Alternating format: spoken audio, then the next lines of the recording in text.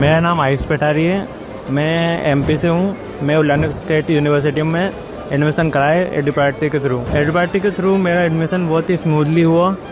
मेरे जो सिर्फ एक बार भी दिल्ली नहीं आना पड़ा। बस अभी जो डिपार्चर हो रहा है उसी टाइम दिल्ली आया हूँ मैं, बाकी मैं दिल्ली आया ही नहीं। एडुपार्टी के बारे में मुझे यूट्यूब के वीडियोस से पता चला। मैंने वहाँ से विवेक सर को कॉन्टेक्ट करा, उनसे बात करी, उन्होंने मुझे इस यूनिवर्सिटी के बारे में बताया, फिर सारे एडमिशन प्रोसेस के बारे में बताया। कोई भी हिडन चार्जेस नहीं रखे। जब भी मैंने सर से बात करी उन्होंने हर प्रॉब्लम को सोल्व करा। मैंने सारा डॉक्यूमेंटेशन प्रोसेस ऑनलाइन ही कराया था, क्योंकि दिल्ली से मैं बहुत दूर रहता हूँ इसलिए, और दिल्ली मुझे एक बार भी नहीं आना पड़ा। सारा प्रोसेस ऑनलाइन हुआ। ठीक हुआ। सर मैडम की तरफ से मैंने जब भी बात करी हर बार सॉल्व करी प्रॉब्लम जो भी कंसर्न था मेरा।